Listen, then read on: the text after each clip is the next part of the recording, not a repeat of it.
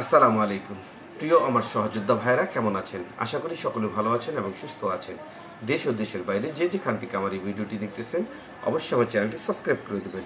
প্রিয় আমার সহযোদ্ধা ভাইরা, আজ সোমবার 21শে জুলাই 2025 ঢাকা ভিএফএস গ্লোবালের যে সর্বশেষ আপডেট ইনশাল্লাহ আমি আপনাদের জানিয়ে দেব এবং সেই সাথে আরও কিছু গুরুত্বপূর্ণ বিষয়ের সাথে আমি আমার নিজের কিছু কথা আপনাদের আজ বলবো। আপনারা দয়া করে কথাগুলো মনোযোগ দিয়ে শুনবেন। প্রিয় আমার সহযোদ্ধা ভাইয়েরা, আমি এমন এক ভুক্তভোগী 2023 সালের অক্টোবর মাসে প্রথম সপ্তাহে আমি পাসপোর্ট জমা দিই ভিএফএস গ্লোবালে। আমার নামের অক্ষরে ভুল থাকার কারণে আজ দীর্ঘ 2টি বছর যাবৎ আমি আমার পাসপোর্টটিও রিটার্ন পাইনি। আমার সহযোদ্ধা ভাইয়েরা যারা এখনও পাসপোর্ট রিটার্ন পাননি, এখনও ভুক্তভোগী, আপনারা সকলে আমার কমেন্ট বক্সে অবশ্যই একটি কমেন্ট করে যাবেন আপনারা কারা কারা পাসপোর্ট রিটার্ন পাননি। 2023 সাল থেকে আমরা 25 সাল হয়ে যাচ্ছে, এখনও আমরা আমাদের পাসপোর্টটির চেহারাটাও দেখিনি। আমরা এমনই এক ভুক্তভোগী, আমরা জানি না আমাদের পাসপোর্টগুলো কবে ধরা হবে, কবে আমাদের রিটার্ন দেওয়া হবে। প্রিয় আমার সহযোদ্ধা ভাইয়েরা, আপনারা যারাই আন্দোলন, মানববন্ধন যে গ্রুপের হন না কেন, যে কারণে ভুক্তভোগী হন না কেন, আমাদের এই বিষয়টা এবার জোরালোভাবেও আপনাদের বলতেই হবে যে ভিতরে যাবেন অথবা বাহিরে আসুক, যে ধরনের লিস্ট পাঠানো হোক না কেন, আমাদের এই বিষয়ে সুস্পষ্ট ধারণা দিতে হবে কেন আমরা পাসপোর্ট রিটার্ন পাইনি এবং আমরা কিভাবে পাসপোর্ট রিটার্ন পাবো, ভিসা সহ পাবো না ভিসা ছাড়া পাবো, এবং আমাদের কার্যক্রমটা কিভাবে তারা ধরবে, কিভাবে কি করবে, সম্পূর্ণ সুস্পষ্ট ধারণা দিতে হবে। কারণ আমরা জানি না আদৌ যে আমাদের পাসপোর্টগুলো কবে রিটার্ন দিবে। যদি আমাদের পাসপোর্টগুলো আমাদের রিটার্ন দিয়ে দিত, হয়তোবা অন্য যারা পাসপোর্ট রিটার্ন পেয়েছে তাদের মতন আমরাও হয়তো চাইলে অন্য যে কোনো কাজ করতে পারতাম, আমরা অন্য দেশে চলে যেতে পারতাম, অন্য কোনো কাজে যেতে পারতাম, আমরা ঘুরতে যেতে পারতাম। আমরা যে কোনো সমস্যায় আছি, আমরা পাসপোর্টটা কিন্তু পাচ্ছি না। আমরা আজকে দীর্ঘ 2টি বছর আমাদের পাসপোর্টগুলো আটকে রেখেছে। তাই আমি আপনারা যারা পাসপোর্ট পাননি, প্রিয় ভুক্তভোগী ভাইয়েরা, অবশ্যই আমার এই ভিডিওটি আপনারা যার কান পর্যন্ত পৌঁছাবে আপনারা অবশ্যই কমেন্ট বক্সে কমেন্ট রেখে যাবেন কারা কারা পাসপোর্ট পাননি, কতগুলো পাসপোর্ট এখন পর্যন্ত ভিএফএস গ্লোবালে আটকা আছে, ইটালি অ্যাম্বাসিতে আটকা আছে। প্রিয় আমার সহযোদ্ধা ভাইয়েরা, আমার আপনাদের কাছে আকুল আবেদন, অবশ্যই আপনারা সকলে একজোট হয়ে এই বিষয়টা নিয়ে কথা বলবেন এবং এই বিষয়টা নিয়ে কথা বলতেই হবে। এই বিষয়টা আমরা যারা আছে ওখানে থাকবো উপস্থিতি, ইনশাআল্লাহ এই বিষয়টা অবশ্যই একটি কোটেশন হিসেবে ধরে নিতে হবে এবং এটাকে সুস্পষ্ট ধারণা নিয়ে আসতে হবে। যাই হোক, আগামী 23 তারিখ আন্দোলন, মানববন্ধন, কর্মসূচি, অনশন যেভাবে ব্যাখ্যা করেন না কেন, খুব শীঘ্রই, আর মাত্র 2 দিন বাকি আছে, অর্থাৎ আজ 21 তারিখ, 22, 23 তারিখ আমরা সকলেই উপস্থিত হব আমাদের সেই কাঙ্ক্ষিত ফলাফলের জন্য, আমাদের অবস্থান পরিষ্কার করার জন্য। প্রিয় আমার সহযোদ্ধা ভাইরা, আপনাদের বারবার বলছি অবশ্যই আপনারা উপস্থিত থাকবেন। এটাই আপনার জীবনের শেষ মানববন্ধন আন্দোলনও হতে পারে ভিএফএস গ্লোবাল ইটালি অ্যাম্বাসির সামনে, কারণ এরপর হয়তোবা আর কোনো ভুক্তভোগী আসবে না। কারণ আমরা দীর্ঘ 2টি বছর এই সমাধানের জন্য অপেক্ষা করছি, কিন্তু ইটালি অ্যাম্বাসেডর আমাদের এই সমস্যার কোনো সমাধান করছে না। দীর্ঘ 2টি বছর ধরে তারা আমাদের ঝুলিয়ে রেখেছে। প্রিয় আমার সহযোদ্ধা ভাইরা, 1 থেকে 2টি বছর অপেক্ষা করার পরও 15 থেকে 20 হাজার সর্বোচ্চ পাসপোর্ট আমার মনে হয় ইটালি অ্যাম্বাসিতে নেই। সর্বোচ্চ পাসপোর্ট 10 থেকে 12 হাজার থাকতে পারে।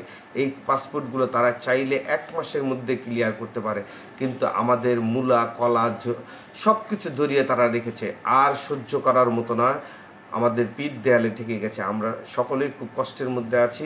অবশ্যই এটার সঠিক ব্যাখ্যা অ্যাম্বাসেডরকে দিতে হবে। এবার যদি অ্যাম্বাসেডর তার কথা না রাখে, সে যদি সঠিক ব্যাখ্যা না দেয়, তাহলে আমরা ওইখান থেকে আসবো না। যত ধরনের প্রতিকূল অবস্থায় হোক না কেন, আমরা এটার সুরাহা না নিয়েও বাড়ি ফিরবো না। প্রিয় আমার সহযোদ্ধা ভাইরা, আপনারা ওইখান থেকে কেউ এসে চলে যাবেন না যতক্ষণ পর্যন্ত এটার সঠিক সমাধান না পান। আপনি চলে যাবেন, আপনার দেখা দেখে আরেকটি ভাইও চলে যাবে। তাই আমি আপনাদের সকলকে অনুরোধ করব, যারা ওখানে যাবেন অবশ্যই যতক্ষণ পর্যন্ত সমাধান না আসে ততক্ষণ পর্যন্ত ওইখান থেকে 1 পাও লড়বেন না। অবস্থানই রাখতে হবে। অবস্থান কর্মসূচি প্রয়োজনে আমাদের ওইখানে অবস্থান নিয়ে 1 দিন হোক 2 দিন হোক আমাদের অবস্থান নিয়ে আমাদের স্পষ্ট ধারণা নিয়ে বাড়ি ফিরতে হবে। অতএব আমি আপনাদের কাছে বারবার অনুরোধ করছি, আপনারা এটাই শেষ আন্দোলন, মানববন্ধন আপনারা সকলে উপস্থিত থাকার চেষ্টা করবেন এবং হতে পারে এটা থেকে আপনার জীবনের সর্বশেষ কাঙ্ক্ষিত ফলাফলটা এসে পড়তে পারে।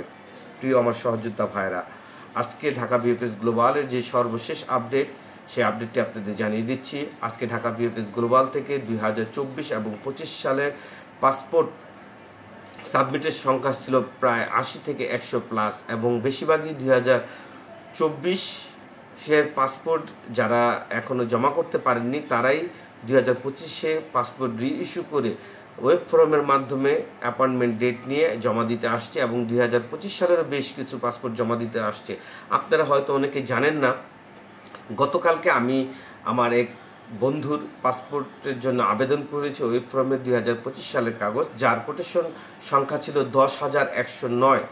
প্রিয় আমার সহযোদ্ধা ভাইয়েরা, বর্তমানে দেখা যাচ্ছে ওয়েব ফর্মের মাধ্যমে প্রায় 10,000 বা 10,500 পাসপোর্ট অলরেডি বিএফএস গ্লোবালে ওয়েব ফর্মের মাধ্যমে জমা হচ্ছে বা আবেদন হয়ে গেছে অলরেডি।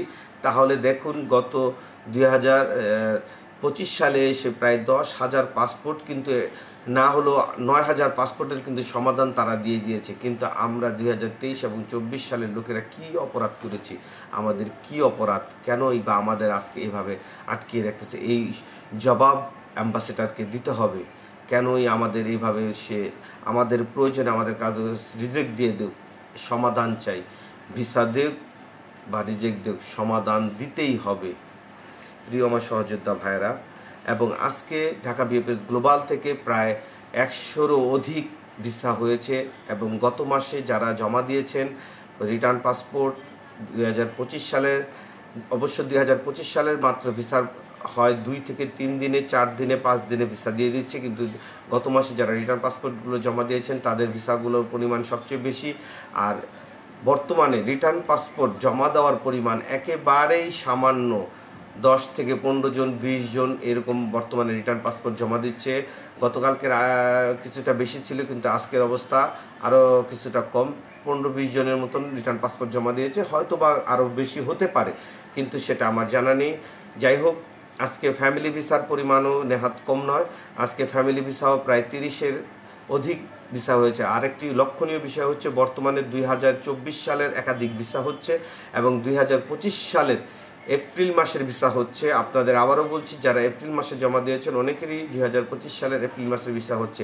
এখন সমস্যাটা হচ্ছে যারা 2023-25 সালে এসে জানুয়ারি ফেব্রুয়ারিতে জমা দিচ্ছেন, আপনারা কেন ভিসা পাচ্ছেন না? এই ধরনের প্রশ্ন অনেকে করে থাকেন। এর উত্তর হচ্ছে, যারা 2025 সালে এখনও জমা দিচ্ছেন সকলের কাগজ হয়তো যাচাই বাছাই কমপ্লিট না হওয়ার কারণে কিছু কিছু শহরের কাগজগুলো লেট হয়, এই কারণে আপনাদের লেট হচ্ছে। যাই হোক, অতি শীঘ্রই আপনারাও ভিসা পেয়ে যাবেন এবং আপনারা দীর্ঘ 23 এবং 24 সালে যারা এখন তো ফ্যামিলি ভিসা পাননি, অবশ্যই আপনারা এই মানববন্ধন আন্দোলনে যোগ দিবেন, কারণ এখানে আপনাদেরও স্বার্থ জড়িত আছে। অতএব আপনারা ঘরে বসে থাকবেন না, অবশ্যই এই আন্দোলনে আসবেন।